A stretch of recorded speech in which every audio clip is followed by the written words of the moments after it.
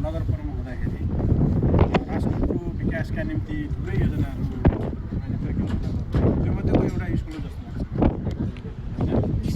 तपाईँले जे परिकल्पना र उद्देश्य साथ गर्नुभएको थियो, अब फर्चुनेटली तपाईँ नगर प्रमुख, म पनि योजना आयोगमा बसेर निर्णय गर्ने ठाउँमा दुवैजना यहाँ पनि निर्णय, माथि पनि निर्णय गर्नुहुन्छ। जे नगर गर्नु धेरै परिकल्पनामध्ये एउटा विद्यालय राम्रो, अरू विद्यालय पनि थुप्रै गर्नुभएको थियो गर्ने भने होइन। यो तपाईँले सोचेअनुसार बनेको यो योजना आयोगबाट हामीले तपाईँले चाहिँ 3.5 करोड पैसा यसको लागि माग गर्नुभएको थियो। हामीले जति माग गर्नुभएको थियो त्यति मैले नै वास्तवमा त्यो हस्ताक्षर गरेर स्थानीय तहको मागअनुसार यो विद्यालय भवनलाई हामीले अझ राम्रो बनाउने, सिमेन्टेड विद्यालय बनाउने, पिलर सिस्टमको बनाउने भनेर गरेका थियौँ।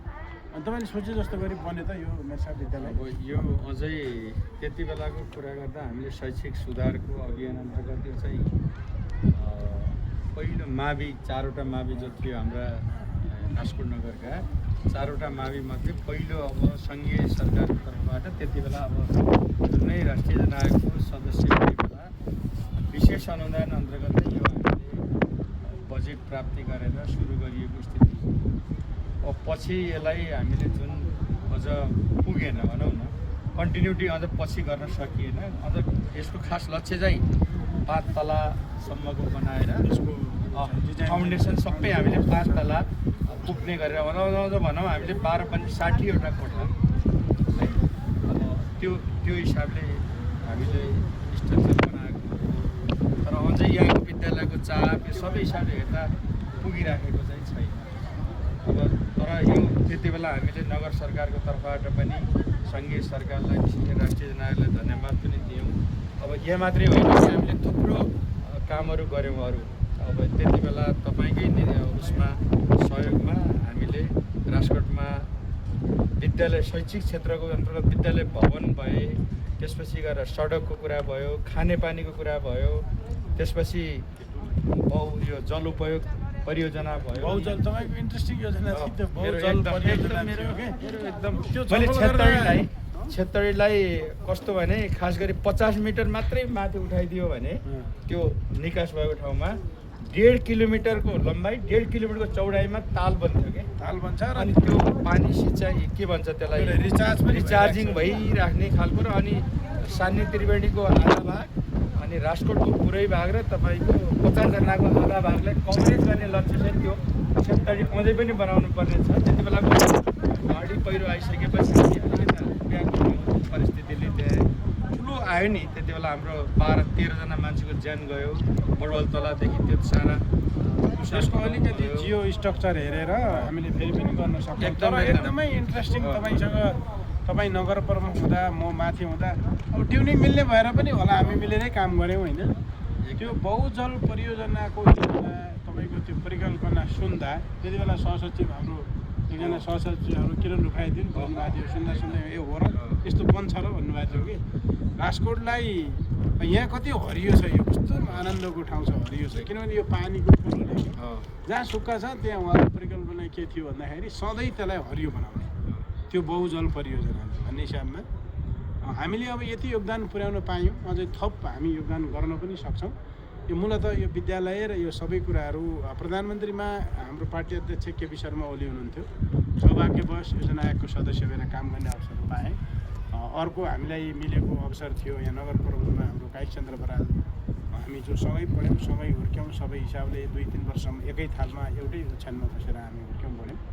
र यो काम गर्न पाएकोमा हामीलाई अलिकति गर्वै लाग्छ। अधुरा काम पुरा गर्ने फेरि हामी प्रतिबद्धता पनि व्यक्त गर्न चाहन्छौँ। र अहिले निर्वाचनकै क्रममा छौँ हामी होइन। एकदम अहिले हामी निर्वाचन क्रममा छौँ। अब हामीसँग अझै 1500 त्यो अस्पताल हामीले सङ्घीय बजेटबाटै हामीले व्यवस्थापन गऱ्यौँ। त्यो अहिले निर्माणाधीनै छ त्यत्रो काम। अनि तपाईँको सङ्घीय उबाटै हामीले त्यो विद्युतको तपाईँको यो सब स्टेसन छ नि पोखरी चौरको तल त्यो वहाँनिर भन्छ त्यसलाई पोखरी चौर त भन्छ तल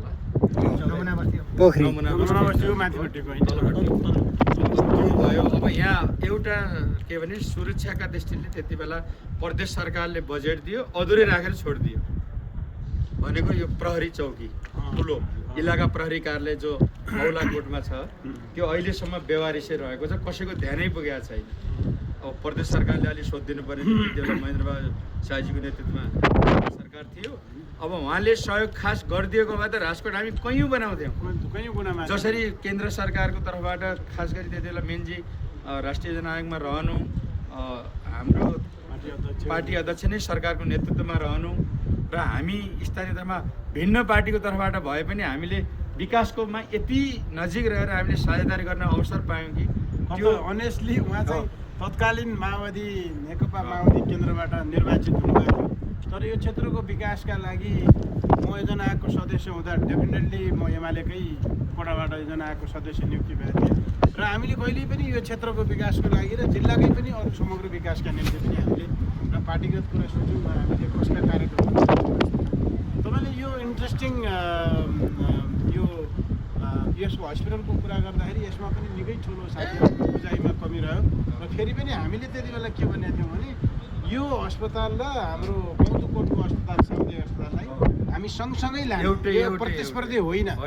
हामी गौतुबाट कुनै प्रकारका केही सेवा गौतुबाट जान्छ, विशेषीकृत सेवाहरू दिन्छौँ र यसबाट पनि हामी विशेषीकृत सेवाहरू दिन्छौँ भनेर त्यहाँ हामीले नर्सिङ शिक्षा सहितको एउटा कुनै एकाडेमिक ब्लकको रूपमा त्यसलाई लाने अनि यसलाई सर्भिस यता लाने गरेर एउटै उमा जम्मा 10 मिनटको दूरीमा फरक परेको भवन मात्रै दुईटा हुन् तर अस्पताल राजकोट अस्पतालै हो भनेर क्लियर दृष्टिकोण सहित यहाँका सबैलाई केन्द्रित गरेर गरेका कुरा।